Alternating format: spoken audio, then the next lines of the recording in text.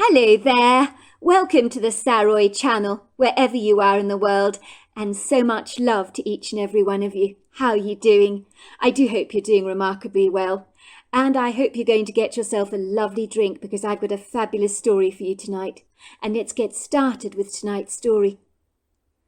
Dear Sarah, and all your lovely listeners, where the hell is it? I wondered, as I navigated my way awkwardly down the craggy country roads of a very inhospitable part of North Carolina, feeling as lost and as insecure as a goldfish in a tank of piranhas.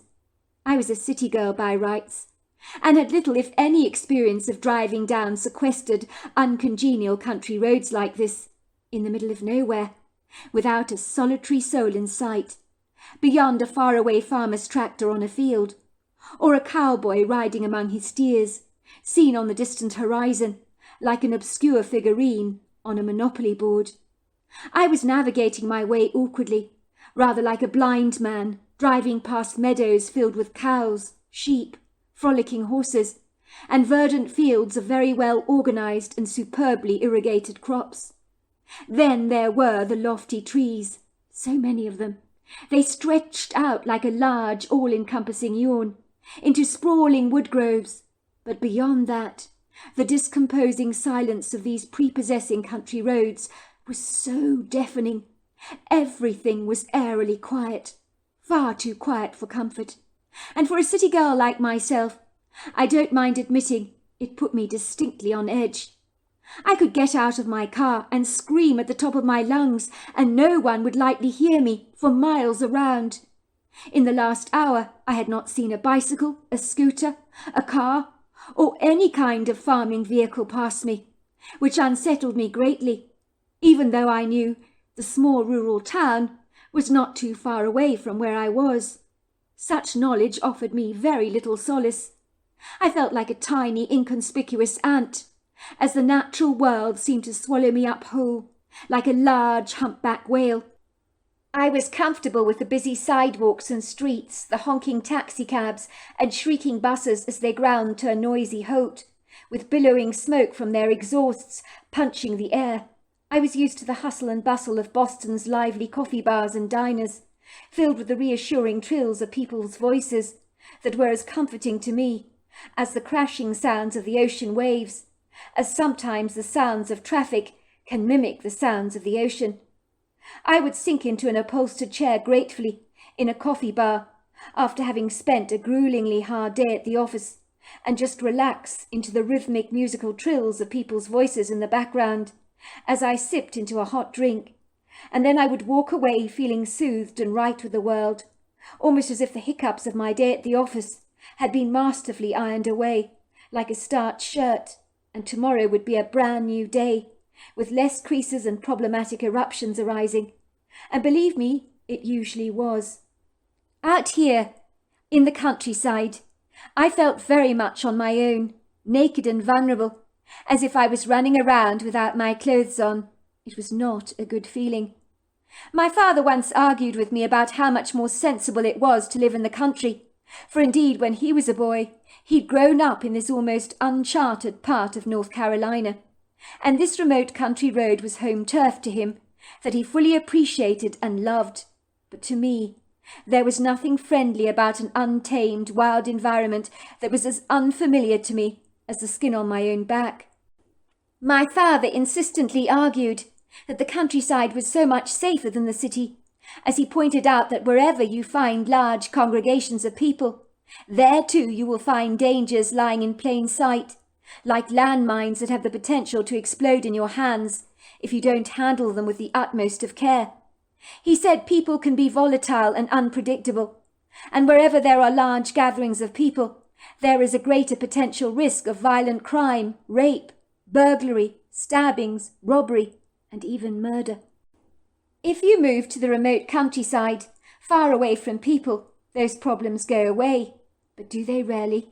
Usually when you walk away from one problem, you walk straight into another one. Suffice to say, I didn't entirely agree with my father's assessment, because where there are people, help is always at hand. One day, for example, on the streets of Boston, as I was waiting patiently at a bus stop, I was reading my messages on my cell phone, and a young man ran past me. He pulled out the cell phone from my hands and sped away from me as fast as he possibly could. But another man on his bicycle, having seen the fortuitous events unfold before his very eyes, interceded on my behalf and knocked down the fleeing man with his bicycle. The man was bumped over and went crashing to the ground with a mighty thud, hitting the sidewalk quite hard. But luckily he escaped without a graze, so no harm was done, and the only thing that was bruised was his ego, after having been caught red-handed, pilfering from the citizens of our university town. I got the profound sense he was a student of some kind, far too lazy to wait tables in a local restaurant for extra cash, and unwisely perceived that stealing people's cell phones might be a profitable little nifty sideline to bring in some much-needed extra cash. I hope his interaction with that bicycle would make him reconsider his new profession. Once he got back on his feet, he abandoned his duffel bag that had popped open on the pavement like a large sack of potatoes, and was hemorrhaging out a plethora of cell phones and an abundance of golf balls that went gliding across the road like the balls on a golfing green. Why there were so many golfing balls in his duffel bag is beyond me. People stopped in the streets of Boston in awe, wondering why there were golf balls rolling all over the road. Ostensibly all the cell phones that had been so obviously stolen were subsequently returned to their grateful owners when I took the duffel bag to the police. The guilty young man was still at large, possibly still preying on people's purses and hiding out on golfing greens to add to his ever-increasing collection of golf balls. But my point is here that there are hard-working, decent Americans around in populated areas, much like that responsible cyclist, the Good Samaritan whose fast actions interceded on my behalf and retrieved my cell phone for me. So even among the dangers of living among too many people in a buzzing, thriving metropolis, there is one guarantee that you can depend on with certainty. Help is always at hand. There's always a rose among the thorns. But out on a lonely country road like this, there are no rose bushes in sight, but there are lots of thorny briars, ready to snag an unsuspecting sleeve. What if there is an unsavoury character lurking behind some trees in the countryside? An escaped prison convict, perhaps, who has lost leave of his senses, who is lying in wait to eagerly entrap you in some guileful, duplicitous way. Who will hear your desperate calls when you call out for help, as this demented, unhinged stranger gives you chase? All that will hear your frantic, desperate cries are the tall, lofty trees, the birds of the air, or some frolicking horses in a field. What if you do manage to escape his clutches, but your cell phone reception is mute? What if you're completely lost? How far will you have to walk on aching, throbbing legs, sagging with exhaustion like a deflated alpine flower, to find a remote farmhouse and a smiling face, willing to give you that helping hand? By all accounts, help could be a long way in coming, and when it arrives, it might be all too late. You hear stories all the time of people mysteriously disappearing all over America, most commonly in remote wilderness locations. But where did they go? What happened to them? We might never find the answers to those enigmatic questions, but someone out there knows what became of those unfortunate people. But much like the silent trees, the meadows and the horses, they're not talking, and those contained secrets are not being carelessly spilled, but are fiercely guarded by those in the know, who do not want even a drop of knowledge seeping out into the general populace. So as I continued on my merry way, driving down these tributary back roads in the remote countryside, my unfit car was not used to such arduous exercise, and only appreciative of the smooth catwalk-like surfaces of Boston roads. It was jolting precariously and shaking tumultuously like a baby's rattle, as it swaggered with the ungainly motions of an intoxicated drunk over dense and deep crevices in the road. In truth, all the jarring jolts and bumps did very little to soothe my rising level of angst, but I had no choice but to be here. I would have loved nothing better than to remain in my safe, very cosy Boston apartment, drinking back a lovely glass of Cabernet Sauvignon and snuggling up to a snug sofa to read a good book. I belonged to a book club where me and my friends would get together in the evenings once a week to discuss the idiosyncratic characters and enigmatic plots in the books we were reading. But this week there would be no exciting book club meetings for me. Forget that. I would be otherwise indisposed, like a butterfly with its pretty wings snagged to a bushy briar, tethered inauspiciously to one spot, through no choice of my own, of course. I would really miss not getting together with my girlfriends tonight to discuss the book we were all reading, which was a long way away from the more predictable realities of our daily lives. The perfect escapism, if you like, that I always sought eagerly after a difficult day spent at the office. This month's book was Stephen King's book. It was called Pet Sematary. So let's just say some of the disturbing contents still remained fresh in my mind, and they were not easy to reflect upon when you're travelling on a lonely road, as inauspicious as this one seemed. Little did I comprehend that the moment I got into my car and travelled far away from Boston on a 723-mile road trip, taking easily over 11 hours and 50 minutes to get to my desired destination, that I would soon experience something so idiosyncratic, so bizarre, so outer-worldly, that would make almost the less believable plots in fictional books seem almost as if they were powdered with a large measure of truth. For I was to face something in my real life that bordered along the boundaries of what many might call spurious. Only I assure you, there was nothing fictitious about what was soon to happen to me. I glanced around my immediate surroundings, my heart heavy in my chest, for I noticed the sunlight began to fade, dipping over the valley in a golden glaze. It was pretty enough, of course, but everything was becoming more shadowy and obscure, and once that sun melted away, a velvety darkness devoid of any street lights to light up the way would soon set in and take hold, and I didn't want to be stuck out here on this uncongenial road, trying desperately to find my way to my grandfather's place, and I didn't know where the hell it was. In the past, if I took any intrepid off-road trips away from my home in Boston, it was always with my devoted father, diligently by my side. He would drive me in his much more agreeable, rather macho Land Rover Discovery that hugged these uncongenial country roads like an old friend, with tyres that welcomed potholes and bumpy dips in the road, as if they were mere superficial scratches, and delighted in frolicking down inauspicious craggy terrain, as if it was no big deal. My car, on the other hand, was a refined, elegant red Alpha Spider that certainly did not appreciate getting her rubber tyres congealed with mud, and was not remotely grateful to be driving on roads as insufferable as this. And frankly, how could I blame her for taking offence? For it was difficult not to feel as if the surrounding countryside was conspiring against me and my car, judging by the way I was being jolted around like a loose apricot in a Tupperware container. My father, who'd been widowed for many years after my mother had died 20 years ago from colon cancer, was now remarried and living far away in Sydney, Australia, with his new wife Cindy, who he met online. He seemed incredibly happy. Ostensibly there was now an ocean between us, but luckily modern technology had kept me close to my dad. You can bet your bottom dollar if my dad was with me right now, it would be him, not me, navigating his way down these ambiguous, less than friendly sequestered roads. Why had I agreed to do this for him? I asked myself. Had I completely lost leave of my senses? My father had said to me, "I'll take a flight from Sydney and fly to North Carolina myself. I can't expect you to sort this mess out for me. It's not fair on you, sweetheart. It's one hell of a responsibility for you to take on." I assured him that the problem was sorted, and I would fix it for him. "But are you sure, sweetheart? I mean, you've never even been to the property before. Do you really think you can tidy up after my father? I think I should warn you, he was quite the hoarder, especially after my mother died. Why do you think we were never invited to stay at his farmhouse after your grandmother died? Your grandfather was extremely embarrassed by the mess. My mother always used to tirelessly complain about my father when we were growing up. She didn't call him Sloppy Joe for nothing, you know. She was always cleaning up after him when I was a child.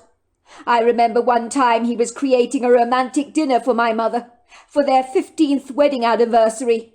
He insisted on cooking for my mother and said he was going to make it very special for her. I was 12 years old at the time, and let me tell you, my father spared nothing. He used every available pan, every bowl, every plate, every accessible kitchen gadget to cook for my mother. My mother said when she returned home to that romantic meal that my father had prepared for her as a lovely surprise. The kitchen looked like it was a war zone. Even the oven was smoking. My father was coughing and spluttering from the dense air, and was covered in flour from head to toe. His black beard had turned completely white, and let's just say the terracotta kitchen floor was littered with dirty pots and plates, which our Irish wolfhound Elsa was licking very happily.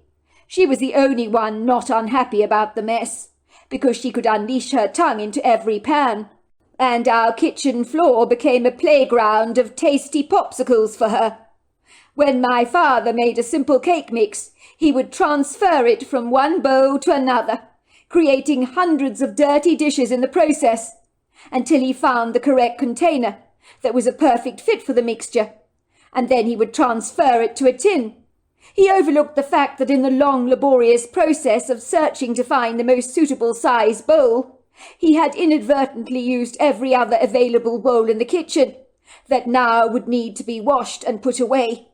Worse still, he had dropped eggs, flour, potato peelings on the floor, which he decided he would clean up later, but they were being trampled into the floor by his dirty boots. My mother said it took her an entire week to clear up the mess after him, and all for a few burnt measly offerings he managed to cook for her, where the potatoes were, I believe, as hard as bullets, and the meat so shrunken and dry that it tasted like leather. It turned out my father had cooked a side of beef for over 8 hours, when it was supposed to only take 2.5 to cook. He told my mother he'd heard that long, slow cooking was the best for a tender cut of meat, so he thought cremating the side of beef was clearly a good idea, while the potatoes he popped in the oven for less than 30 minutes, so they weren't even cooked. From thenceforth my mother told him in no uncertain terms never to cook again, because he was a liability in the kitchen. "It can't be that bad, surely," I'd said. "Surely he wasn't that cack-handed." "You don't know the half of it," said my father. "Don't get me wrong. My father meant well. His heart was always in the right place. But let's just say his organizational skills left a lot to be desired. That's why he always came to stay with us in Boston for Thanksgiving and Christmas. Don't you remember? He knew my mother would have turned in her grave to see the mess he'd made of their farmhouse. He was so self-conscious about the place that I suspect he was afraid of being judged. I don't think he knew how to clean up after himself. I'm just warning you, sweetheart, that you might be walking into a bomb site. I never went to see him at the farmhouse myself, nor did I pay him any random fortuitous visits. In truth, I was afraid of what I would see. I did not want it to blemish or sour the wistfully nostalgic memories I have of my childhood, by seeing everything in chaotic disarray. One thing I can guarantee you is that you will be going to a mess. The solicitors of the estate warned me as much. Mr. Randall told me it was quite a shocker for him when he ventured into the house. Are you sure, sweetheart, that you want to take this job on? It's certainly not for the faint-hearted. Also, the solicitors put my father's ashes on the kitchen window ledge, next to some of the indoor pot plants. So if you could sprinkle them for me in the woodgrove, that would be most appreciated. My father adored those woods. You'll find the key to open the farmhouse under a large terracotta pot containing hanging geraniums, on the porch next to the front door. I gather the solicitors left out a very large dumping container for you, to use to throw away the stuff in my father's house. They left the phone number on the mantel for you to call the company that will pick up the container to take the stuff to the dump when it's full. They left you a plethora of bin bags for the job. You know, the tough kind that don't easily break. They also left you cleaning products and food in the refrigerator. You'll need to stay there for a week to get the job fully done. That's what Mr. Randall believes. He says it's not a job for anyone that abhors hard work.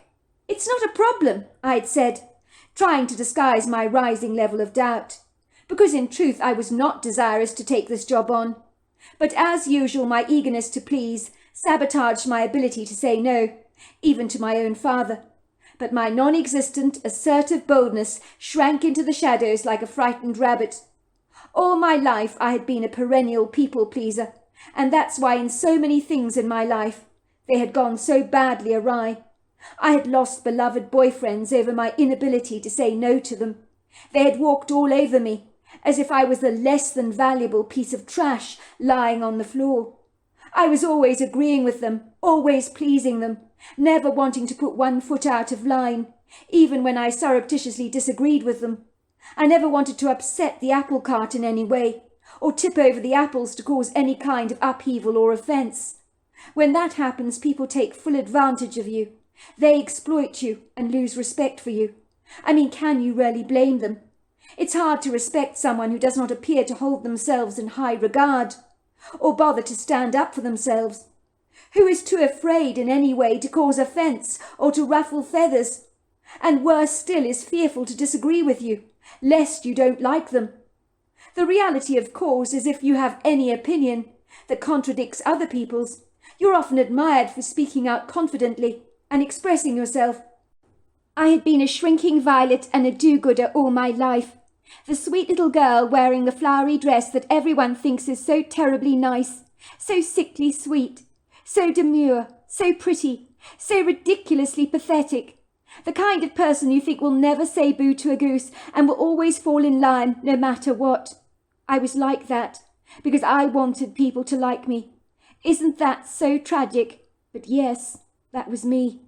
I thought saying no would make people turn against me, like a viper in its nest, and I hated confrontation, rebellion, and discord of any kind, and would always avoid it like the plague. It was easier to say yes. Yes was a word that made people smile. It made people naturally like you. But no always brought on sour looks and downcast expressions, and I couldn't bear that. The trouble is underneath the flaky layers of my desire to please everyone that crossed my path. There lay clandestinely buried within me a wild stallion, threatening to bolt through the claustrophobic confinement of my people-pleasing trap, and dying to scream, "No, I will not do it. No, I cannot come to your party. No, I cannot help you make brownies for the school fete. No, I cannot lend you money that you will never ever pay me back. No, I cannot take you out to dinner." It would seem no was a word that required courage, that other people recruited with effortless ease, but not me. Never me. My best friend Paisley had no problem saying the word no, and I admired her all the more for that. One year I'd said yes to sponsoring everyone who asked me to sponsor them for a charity run for the Leukemia Trust. I'm sure people were saying, "Just go to Skye, she'll sponsor you. She's a complete pushover." In the end, I could barely afford to pay for my food shopping that month, because I'd spent all my monthly earnings on that charity run that I could ill afford to sponsor. My friend Paisley, by contrast, masterfully employed the word no with an enviable ease. She would say, "No, I'm sorry, I can't sponsor you." And that was that. Why could I not be more like her? "What's wrong with you, Skye?" she'd say to me. "Why can't you say no to people? It's not hard, you know. Try it sometime. You'll be surprised to find saying no is easier than you actually think it is." When I told her I was doing this cleaning up job for my father, she'd shaken her head in exasperation. "Are you stark raving mad, Skye? Are you telling me you can't even say no to your own dad? You know how ridiculous that sounds. I get you might find saying no to a friend or a stranger rather tough, but a member of your own family? That's completely insane. You should have let him fly over from Australia, for goodness sake, to sort out your grandfather's deceased estate. Why should it be up to you to sort out? You know what you need to do? Phone him now. Tell him you've changed your mind and that sorting your grandfather's mess out is too much for you to take on single-handed. I'm sure he'll understand." "I don't want to let my dad down. I mean, he's in Australia," I told her.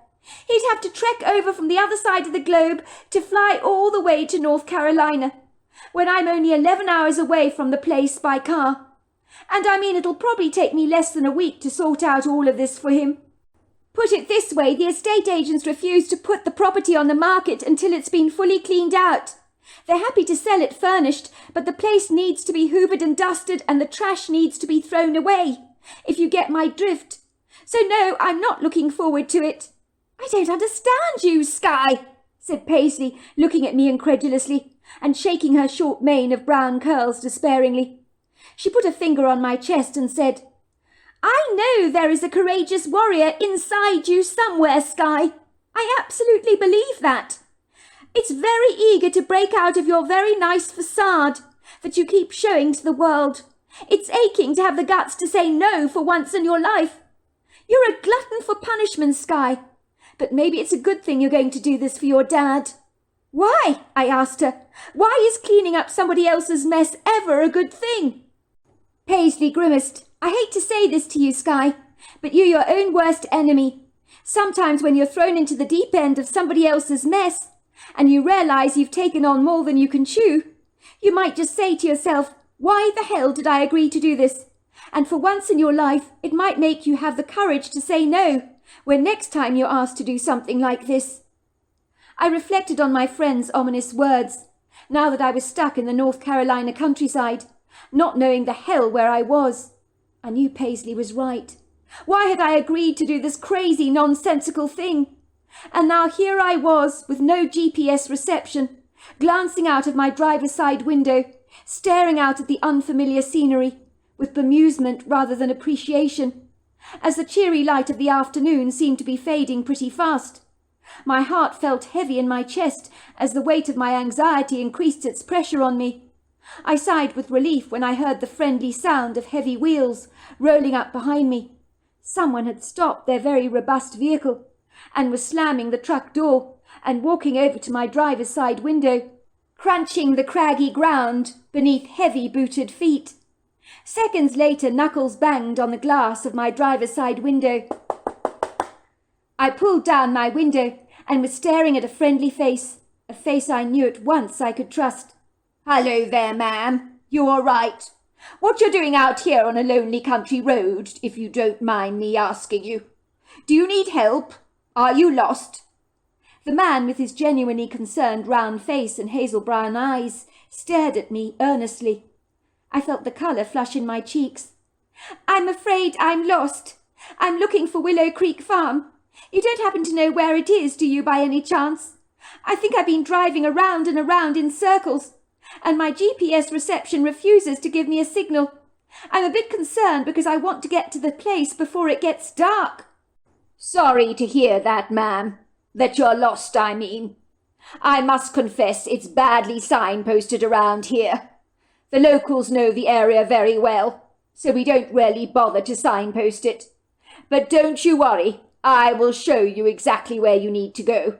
It's not far from here, so you will be back at the farmhouse before it's dark. That's a promise. My name is Gus Branning, by the way, and you are? I'm Skye MacLeod. You're related to old Joe MacLeod? He asked me warmly. That's right, I'm his granddaughter. I'm here for a few days to sort out his property for the estate agents. They refuse to sell it until it's cleaned up. I see. Well, it's going to be sad to see the old place being sold. For as long as I've been around, your grandfather has lived there. Joe was a good man. We played chess with each other regularly. Your grandfather came to my farm twice a week, Tuesdays and Thursdays for chess to be precise. He always joined us for dinner. My wife has had a soft spot for Joe for a very long time. By the way, I'm very sorry for your loss. Everyone misses Joe around here. Still, he lived a good long life, and I will tell you this. He told me that it would be over his dead body that he would move to a retirement home. He wanted to pop his clogs out here on the farm, and that's what happened. It's the best way to go, dying in your sleep, don't you think? I was the one that unfortunately found him when I went to check up on him, as he had not returned my phone call about bridge that evening. His body was still warm when I found him, lying on the sofa. He had only just died. Well, probably been dead for about 45 minutes to an hour or so. Looked so peaceful, he did. I had no idea it was you that found him, I said, looking amazed. Well, we always look out for each other in these parts, don't we? And your grandfather Joe wasn't getting younger, but he was still as strong as an ox when he died, still chopping his own firewood at 91 years old. Now that's not bad. That is impressive, I agreed. Gus paused for a brief moment and said, I'm not entirely sure, if the truth be told, that I really was the first person to find your grandfather deceased. Someone got there first, before me. What do you mean? I asked incredulously. Well, I probably should not be telling you this, because what does it matter anyway? It's just rather bizarre, that's all. Well, you know, I was his nearest neighbour. But when I found your grandfather's deceased body lying on that sofa in the living room, he was surrounded by alpine flowers that had been arranged around his body, some placed in his ears and on his beard. Those flowers were remarkably fresh. They weren't dead. They'd only recently been picked, possibly 20 minutes before I actually arrived at your grandfather's house. Then another curious thing, there was an arrangement of hot stones on his chest that appeared to be displayed in a symbolic design, as if it meant something, you know, like ancient hieroglyphics or something like that. Well, I removed the flowers and the stones before the coroner's van arrived to pick up his corpse, as I was quite sure they would find your grandfather's decorated body most odd, and I certainly didn't want them to give me funny looks, to think that I was some kind of oddball that went around decorating deceased bodies for the hell of it. Suffice to say, it was the strangest thing I've ever seen. It would seem someone else was sad about your grandfather's demise, but the very strange question is who? And why did they douse him like this with all those flowers and stones, for goodness sake? It is peculiar, I agreed. Well, maybe a friend popped around, discovered he was dead, and went out in the field to gather flowers. Maybe they did not want to notify the authorities. Perhaps they were scared that if they found a dead body, that someone might suspect them of foul play. Gus considered my words. Yes, but he was so peaceful when he died. I mean, he was in his 90s. He was expected to go at some point, surely, even if his mind was razor sharp. I'm just trying to think outside the box, that's all, I said. Well, you make a very good point, young lady. Now I will go and get into my truck and overtake you, and you can follow me, and I will point you in the right direction of your grandfather's farm. I'm in a farmhouse only a few miles away. If you need help of any kind, you will find my name in the phone book, next to the landline in the entrance hall. Call me if you need anything. Me and the wife will be glad to be of help. We look out for each other around here. You are welcome to pop around any time you wish to see us for dinner or lunch. My wife Maggie always enjoys a good old natter. Any excuse to have a good old gossip, my Maggie is game every time. I married a woman with the fittest tongue around these parts. If she exercised her body like her tongue, that woman would have a rack to rival any man, he teased. So if you're looking for companionship and a wee bit of company, and you get a little lonely, you know where to come, he said, giving me a friendly wink. Thanks, I really appreciate it, I said. You've been most kind. Not at all, said Gus. I'm just being neighbourly. Follow me, and I will lead you to your grandfather's place. Gus led the way in his robust truck that made my alpha spider look like the pretty girl on the mountain trail that is wobbling around precariously and is about to faint from the extreme adversity of the challenge, whereas Gus's truck looked like that strapping, intrepid adventurer that could conquer anything that life threw at it. After about 20 minutes, Farmer Gus stopped his truck, and with his arms hanging out of the window, he pointed to an obscure, fatigued, weathered sign that I'm sure once said Willow Creek Farm, now said Low Creek Arm. I made a mental note to get that sign fixed. The farmer drove away, giving me a friendly blow of his horn. Now that Gus was gone, I felt so horribly alone.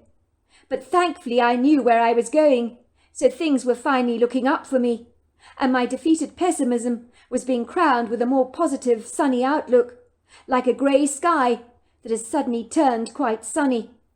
Even my alpha spider seemed to sigh with relief, as its long-suffering tires hit a smoother road that was heavily fringed by vast congregations of trees that interlocked their boughs in a pretty arched canopy above my head, which gracefully shaded the whole driveway and was heavily sprinkled with the pretty confetti of red and gold leaves that had recently fallen, as autumn had grabbed the landscape so vibrantly, like an ardent designer, dressing up the trees in garlands of resplendent golds, russets and reds.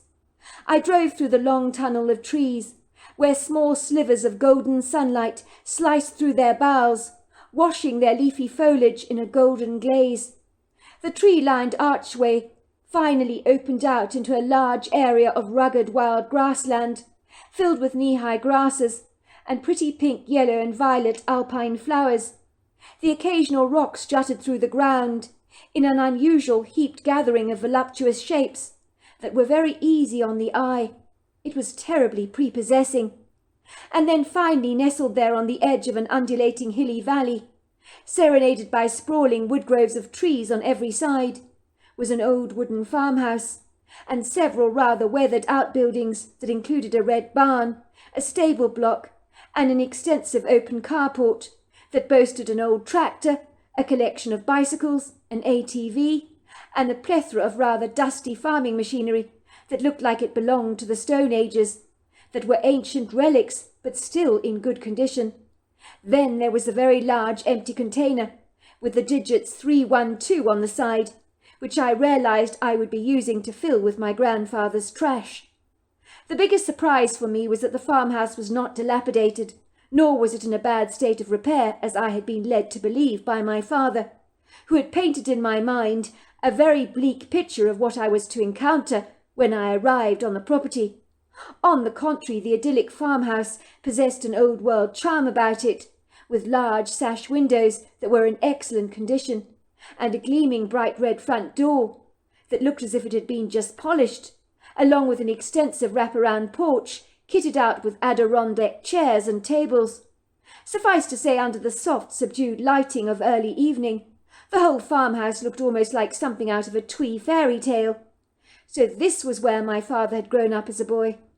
I tried to imagine him running through the long grass with his sister Louisa, chasing after a kite in the sky, and tears glistened in my eyes as I reflected over my father's young life, of which he harboured many wistfully nostalgic memories, for he had spoken often in great fondness about his childhood, which by all accounts had been a very happy one.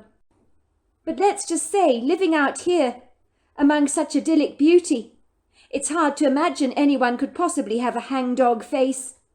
It would be easy to be happy in a place like this, I thought. I knew that this farmhouse held within its foundations the indelible treasured memories of happy summers and winters, when the family had gathered together to enjoy special occasions and the rhythmic routines of daily life under the unassuming grey slate roof. There had been laughter ringing through the farmhouse, as well as tears that were shed, a kaleidoscope of happy ebullient memories that had now been shed like the autumn leaves at the end of a season. It would seem the chapter of my father's life would be well and truly closed once this quaint little farmhouse was sold and came under new ownership, which made me feel quite sad. It must have been a spectacular childhood growing up in such a beguiling part of the world, where instead of honking taxicabs you heard the wind whistling through the trees, and instead of the trills of people in a coffee shop you heard the joyful chorus of the birdsong. No wonder my father claimed to have had the best childhood ever. I could see why. I almost envied him for growing up around such serenity and peace. I parked my car in the open carport next to an old Land Rover that I suspected must have belonged to my grandfather. It was dusty and caked in mud, but it didn't look to be in bad condition at all, and was certainly far more practical for this landscape than my ridiculously utopian alpha spider. I decided then and there that if I took any trips into the local town, I would definitely be using my grandfather's truck and not my alpha spider. As my eyes ran over the prepossessing scenery, I began to relax, feeling certain that my father had exaggerated about the mess that I would need to clean up. As I surveyed the outer perimeters of the property, Everything seemed to be in apple pie order, almost fastidiously neat, given that Sloppy Joe had a reputation of being a slob. I climbed out of my alpha spider, my legs stiff from my journey. I trudged over to the very shallow trunk and pulled out my small suitcase on wheels, along with a brown bag of food shopping, which I clutched tightly to my chest. I trotted over towards the front door, wheeling my suitcase behind me. I glanced towards the very old oak tree to the side of the house that my father told me he loved to climb as a boy. The tree was one of the most magnificent oak trees I have ever beheld. I marvelled at its grandiose size and the great girth of its powerful trunk. The tree was easily 500 years old. Well, I'd been told that anyway, and my father's entire family had engraved their names in that trunk. All of a sudden I was sure I'd seen something in my peripheral vision, a shadowy movement from behind this very mature, stately-looking tree. The hairs in the back of my neck began to prickle. Something was out there, and whatever it was watching me.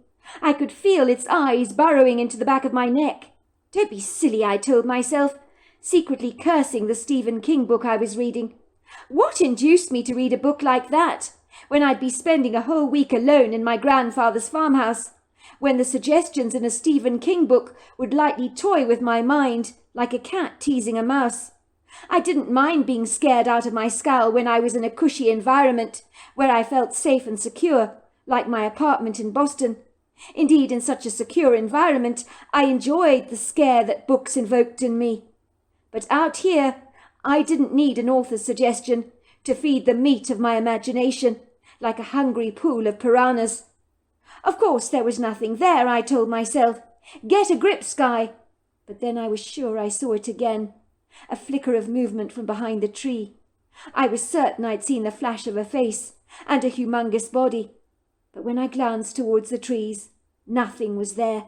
"Stephen King!" I growled under my breath. "This is all your fault! I would not be seeing things that aren't there if it wasn't for you. Normally I like you, Stephen King. But right now, I don't mean to be rude, but you are not my friend. You're putting warped ideas into my head. Ideas that I do not want to entertain." So there we are. That's the end of part 1 of our story. Part 2 is tomorrow night, and I look forward to you joining me then. Until next time, goodbye and good night.